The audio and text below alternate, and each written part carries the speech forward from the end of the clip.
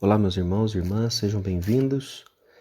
Hoje nós vamos continuar as nossas aulas sobre o fim dos tempos, a doutrina da escatologia. E hoje nós vamos falar sobre um tema chamado milênio. E esse tema ele é baseado em Apocalipse, capítulo 20, especialmente aqui os versos de 1 a 8, mas todo o texto vai falar a esse respeito. Então, eu gostaria de ler para você. Peço que você também deixe a sua Bíblia aberta, porque nós faremos menção desse texto e dos versos aqui muitas vezes hoje.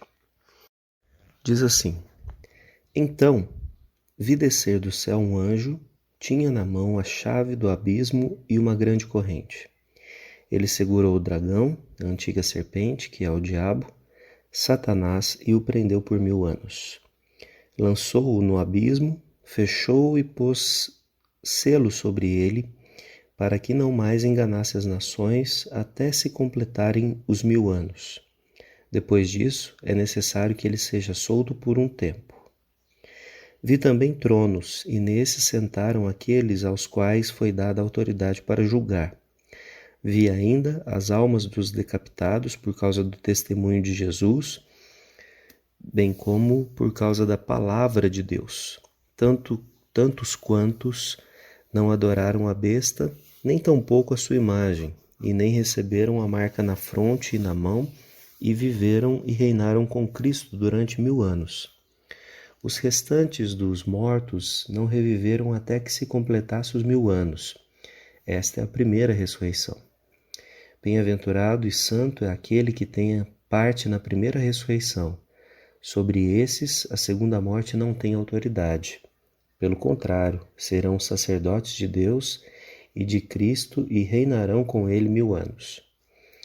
Quando, porém, se completarem os 1000 anos, Satanás será solto de sua prisão e sairá a seduzir as nações que há nos 4 cantos da terra, Gog e Magog, a fim de reuni-las para a peleja. O número dessas é como a areia do mar. Marcharam então pela superfície da terra e sitiaram o acampamento dos santos e a cidade querida. Desceu fogo do céu e os consumiu. O diabo, o sedutor deles, foi lançado para dentro do lago de fogo e enxofre, onde já não se encontrarão não só a besta, como também o falso profeta, e serão atormentados de dia e de noite pelos séculos dos séculos. Vi um grande trono branco, e aquele que nele se assenta, de cuja presença fugiram a terra e o céu, e não se achou lugar para eles. Vi também os mortos, os grandes e os pequenos, postos em pé diante do trono. Então se abriram livros. Ainda outro livro da vida foi aberto. E os mortos foram julgados segundo as suas obras, conforme o que se acha escrito nos livros. Deu o mar os mortos que nele estavam, a morte e o além entregaram os mortos que neles havia, e foram julgados, um por um segundo as suas obras. Então a morte e o inferno foram lançados para dentro do lago do fogo. Esta é a segunda morte, o lago de fogo. E se alguém não foi achado inscrito no livro da vida, esse foi lançado para dentro do lago de fogo. Bom, irmãos, esse é o capítulo 20 de Apocalipse, e como eu disse, o tema que nós vamos tratar hoje, que é o milênio, ele é baseado nesse texto. É importante dizer que existem pelo menos 3 grandes linhas de entendimento desse texto, e essas linhas elas foram consolidadas, foram criadas, vamos dizer assim, a partir da forma ou do pressuposto que se interpreta a Bíblia, e especificamente como se interpreta o gênero literário do Apocalipse. Eu acho que isso é algo que todos conseguem identificar, que a Bíblia ela usa muito uma linguagem figurada, metáforas, né? Mas é diferente quando a gente interpreta uma metáfora em um texto que é uma narrativa. Por exemplo, você lê os evangelhos e Jesus, em determinado momento, ele conta uma metáfora, ele conta uma parábola. Então, é fácil de identificar que aquela história da narrativa, o dia a dia que estava acontecendo, foi interrompido para que uma história fosse contada.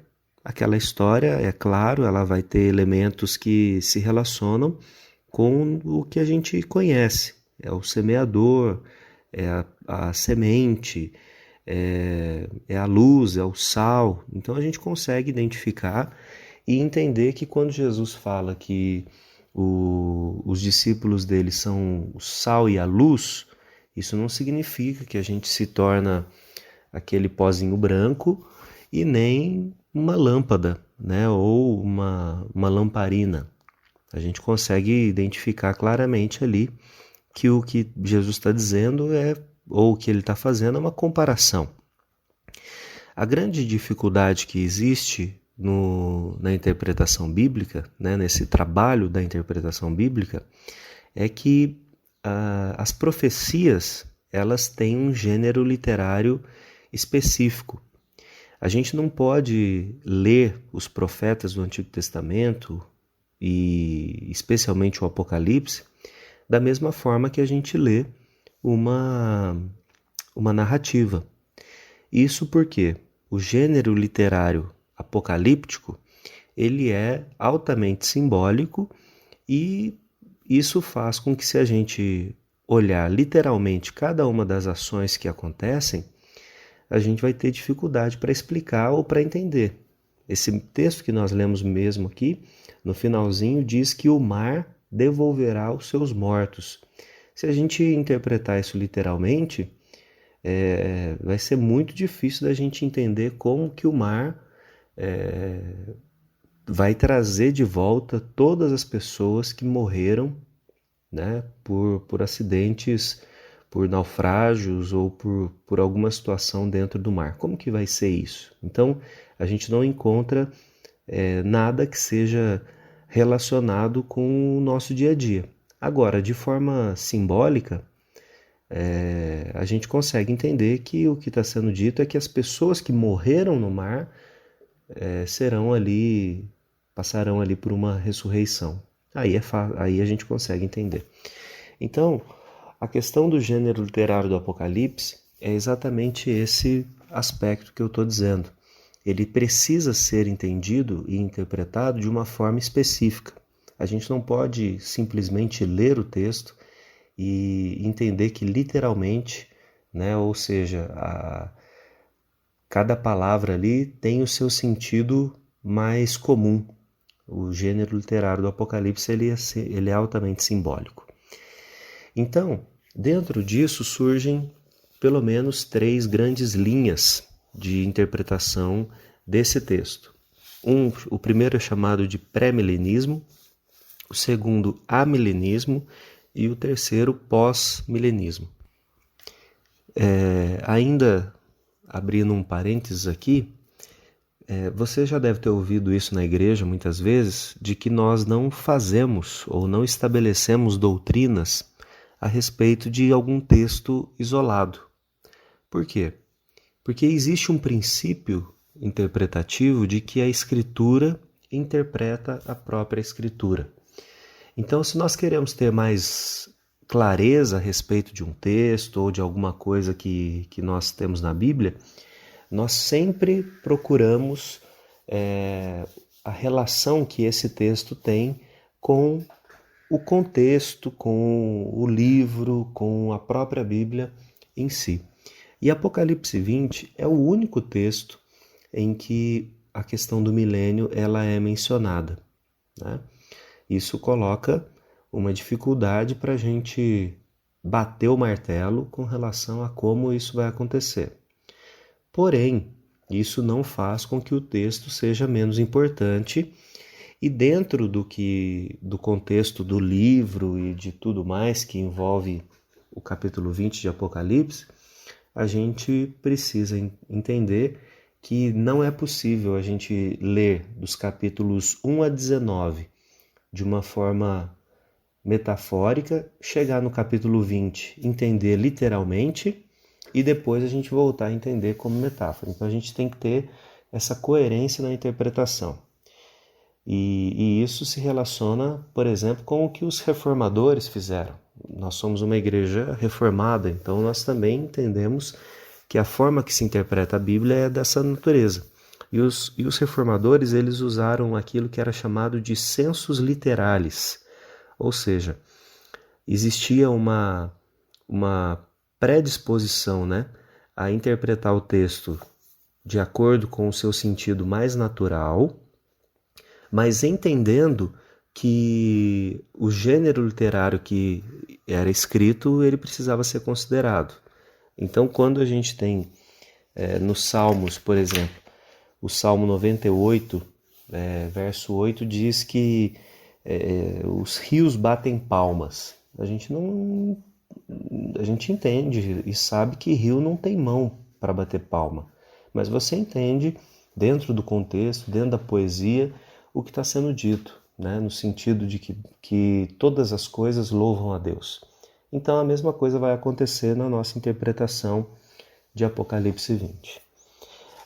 Eu vou procurar expor aqui rapidamente as linhas teológicas para que a gente entenda um pouquinho de tudo isso que eu estou dizendo, né? A primeira delas, então, é o pré-milenismo, e como esse prefixo, né, já indica, a ideia é que algo acontece antes do milênio. O que seria o milênio? Ou após o milênio, né? Como o texto indica, o posterior ao milênio, o que fecha o milênio, é o estabelecimento do reino de Deus, a consumação dos séculos, né? O final de todas as coisas. Então o pré-milenismo, ele entende que antes desses 1000 anos, Jesus voltará e fará um reinado de 1000 anos. Esse reinado, ele vai ser junto com aqueles que são obedientes a ele, e nesse período de 1000 anos, Satanás ele vai estar suspenso nos seus poderes. Dentro dessa doutrina, ou dessa linha de pensamento, que é o pré-milenismo, nós temos algo que é chamado de pré-milenismo dispensacionalista.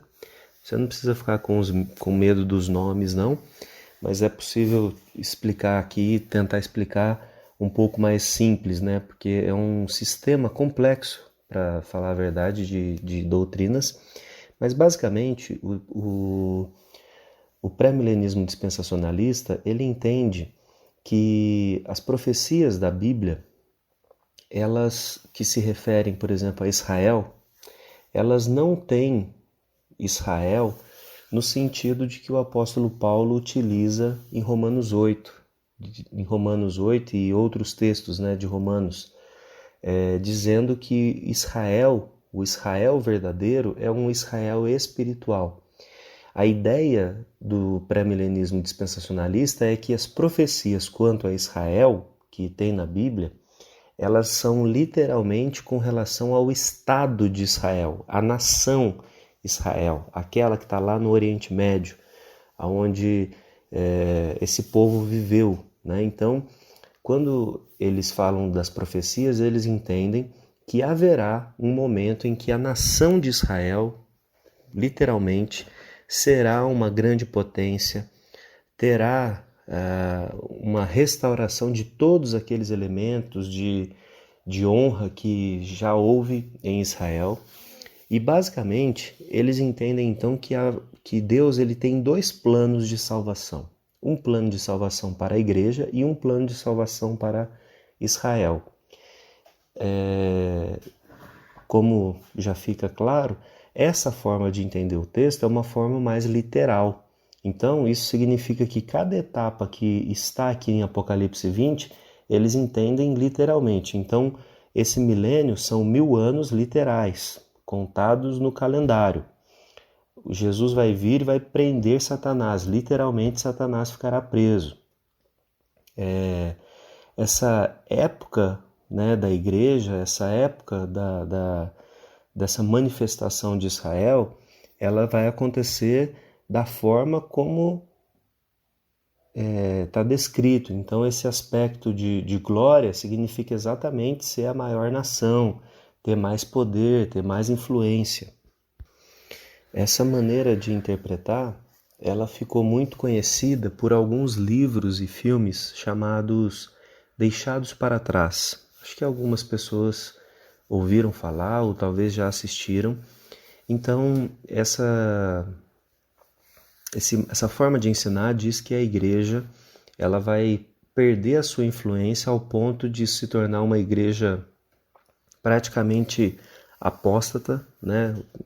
Abandonando a fé, quebrando os princípios das escrituras.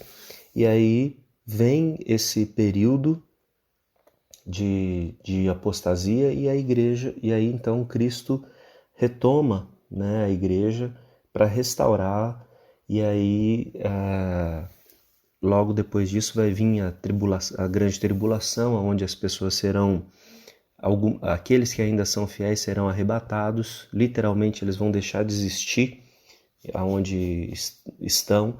E aqui também tem uma interpretação literal do texto de Jesus em Mateus 24 e 25, onde Jesus fala que um será levado e outro deixado. O entendimento também é literal, de que você vai estar com uma pessoa e de repente ela vai desaparecer.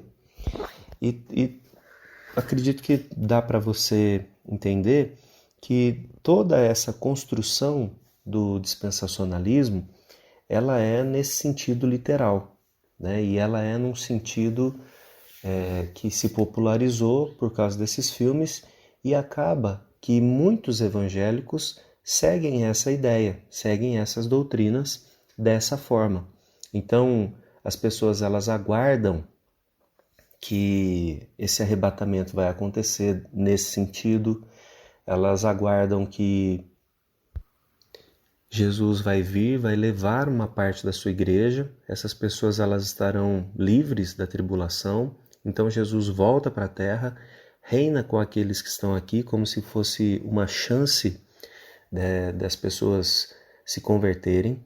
Mas esse reino de Jesus aqui na terra por 1000 anos é um reino político, né? Então, como a nação de Israel voltará a ser uma potência, Jesus fará esse reino a partir dessa perspectiva do reino judaico como um sistema político, né? Durante esse tempo, Satanás ele está preso e o templo seria reconstruído e os sacrifícios do Antigo Testamento seriam restituídos, né?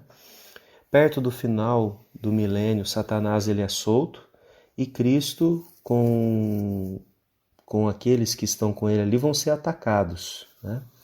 Nessa altura, Jesus ele passa então a exercer o seu julgamento, né, do céu, e os inimigos aí sim são destruídos. E aí nesse momento vai acontecer o julgamento dos ímpios e o final das coisas vão ser estabelecidos.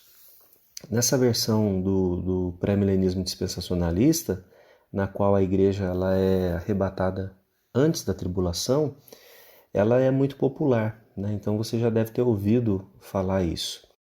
Então, como eu disse, né, esse sistema dispensacionalista ele é um tanto complexo e existem, né, muitos livros para tratar a esse respeito, mas basicamente o que a gente precisa entender é que é uma visão literal de Apocalipse 20, aonde Jesus ele vem, aprisiona Satanás, reina de forma política durante 1000 anos. Nesse sentido, Deus ele tem duas formas de salvar. Então ele salva a igreja de uma forma e o reino de Israel de outra. O que me chama a atenção é que o templo vai ser reconstruído e os sacrifícios vão voltar a ser realizados, mas nós já entendemos que os sacrifícios e o templo eles eram apontamentos para algo futuro, né? Que seria Jesus. Mas nessa interpretação, Jesus reina junto com o templo, junto com os sacrifícios, né? Então existem algumas coisas, pelo menos na minha maneira de entender, que dificultam a gente aceitar ou assumir essa posição. Mas é claro que a gente tem muitas coisas para serem ditas aqui. Uma outra forma de entendimento é o que é chamado de pós-milenismo. Essa maneira de entender sustenta então que o reino messiânico de Cristo ele foi fundado na terra enquanto ele estava aqui. Então a igreja é Israel. Né? Nesse sentido parece que está um pouco mais próximo do entendimento do que Paulo diz em Romanos. Um outro aspecto é que nessa perspectiva o reino ele é essencialmente espiritual. Então não tem essa característica do reino político, do reino físico, né? Um terceiro aspecto e talvez mais emblemático da posição do pós-milenismo é que eles entendem que durante 1000 anos a igreja ela vai começar a ter uma influência transformadora muito grande, né? Pessoas vão se converter, os princípios bíblicos vão ser estabelecidos, e aí, após esse período de grande crescimento da igreja e de influência da igreja, é que viria o desfecho de todas as coisas. Então, eles entendem que a igreja vai se tornar muito influente. É claro que dentro dessa perspectiva há momentos em que a igreja vai ter as suas falhas, né? Não significa que ela é impecável, mas que ela vai ter sim uma grande influência, um grande crescimento. E depois desse período vem então a presença física, né, real de Jesus, aonde ele estabelece sim o final de todas as coisas. Então o que distingue, né, os pós-milenistas das outras linhas é a crença de que a Escritura ela ensina o sucesso da grande comissão na era da igreja, nesse período, né, posterior à igreja. Ainda que aqui no pós-milenismo a gente não fale de linhas com nomes diferentes, mas dentro do pensamento de pós-milenistas a gente vê uma diferença. Um pós-milenista muito conhecido, né, de quem conhece a história da igreja, foi Jonathan Edwards. Ele vive um período de avivamento e ele entendia naquele período de avivamento, ele enxergava nas coisas que estavam acontecendo, onde a igreja ela era bem influente, ela era abençoadora, as pessoas se convertiam aos milhares.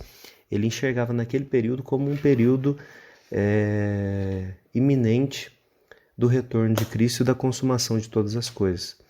E eu penso que se nós estivéssemos na mesma época que ele, vendo a igreja ser tão influente, tão abençoadora, que a gente enxergaria as coisas da perspectiva do pós-milenismo.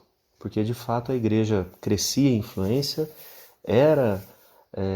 tinha sinais concretos de tudo isso que se tem como pressuposto pós-milenista, mas como nós sabemos, não foi esse momento, né? E para terminar, existe a posição chamada amilenismo. E o amilenismo ele tem o apoio de muitos dos reformadores, inclusive João Calvino, onde a nossa doutrina basicamente, né, tem a influência desse homem. Ele era o que é chamado de amilenismo. E o prefixo a na palavra milenismo aqui significa não. Então a ideia é que não há ou não haverá um milênio nesse formato estabelecido literalmente no texto de Apocalipse 20.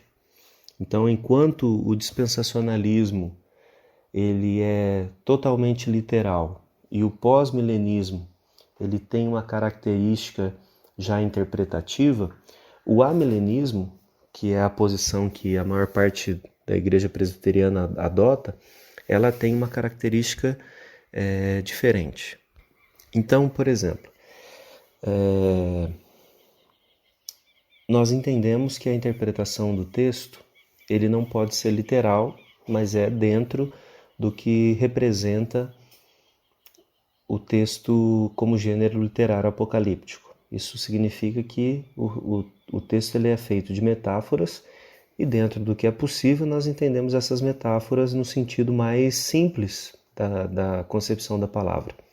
Quando não é possível entender nessa concepção mais simples, aí sim é aplicado esse critério interpretativo. O amilenismo, então, ele acredita que a igreja ela é esse Israel, né, de Deus. Então, como o apóstolo Paulo diz, que o reino de Deus, ele não é o judeu, né, ele não é aquele porque tem um DNA de um judeu, mas é aquele que espiritualmente é acolhido e é salvo por Jesus. Então, as profecias que são feitas com relação a Israel, elas são aplicadas à igreja. Com relação ao milênio, os amilenistas, eles entendem que o milênio ele não é literalmente 1000 anos, mas é um período longo de tempo, né? E isso porque em outros momentos do livro de Apocalipse, os números eles não são também entendidos literalmente. Eles são entendidos como períodos de tempo. Recentemente a gente falou sobre as cartas às igrejas, né, em Apocalipse no início, capítulo 3 e 4, e ali fala, por exemplo, de 10 dias de tribulação. Né? Não há um entendimento de que são 10 dias contados no calendário, mas que é um período de perseguição breve. E aqui, no caso, o milênio, ele não se refere a 1000 anos contados no calendário, mas um período de tempo longo.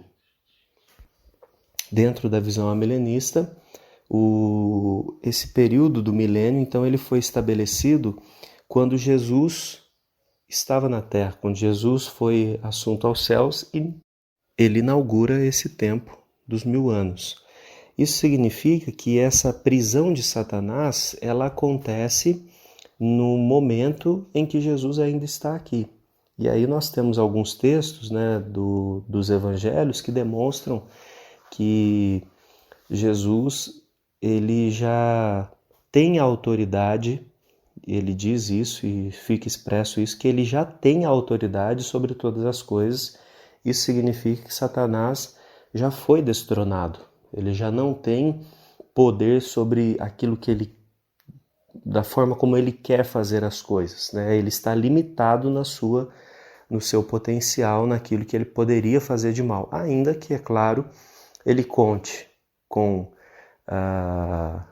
o pecado que há em nós, e isso já faz com que um estrago bem grande aconteça, e sobre a cosmovisão que está no mundo, ou seja, a maneira que as pessoas vivem, né, já também relacionado com o pecado, e é claro que nós temos a dimensão de que existem demônios, né? Então isso tudo faz com que esse progresso do mal e essa influência, vamos dizer assim, de Satanás, seja sentida ainda hoje. A forma que nós entendemos que o reinado de Cristo acontece é aquilo que nós já falamos na semana passada sobre o reino de Deus. Então Jesus ele já reina, ele não vai reinar no futuro, mas ele já reina porque a autoridade toda já foi concedida a ele. Nesse sentido, a igreja ela tem uma influência sobre a sociedade, já teve em alguns momentos mais, em algumas regiões influência maior ou menor, mas não há a perspectiva no amilenismo de que a igreja ela vai se tornar unânime, né? Até porque não combina com o que a igreja prega ser unânime, né? Então, quando a igreja vai tomando posições com relação ao Estado, a gente não deve se empolgar com essas coisas achando que isso vai resolver o nosso problema, porque a igreja ela tem uma função diferente do Estado, mas ela influencia. Então, vou repetir para ficar claro. A gente não deveria, como um cristão que adota a posição amilenista, entender que a política, ou que crentes estarem, né, em cargos políticos, significa a redenção das coisas. É possível que um crente fiel, estando na política, faça algo de bom, mas não é o caminho apontado para a consumação das coisas, porque no amilenismo, o reino de Cristo ele não é um reino político. O reino político ele está associado ao dispensacionalismo, e o dispensacionalismo ele está normalmente sendo vivido por igrejas pentecostais. Igrejas pentecostais, sim, fazem um esforço muito grande para ter vereador, prefeito, deputado, né?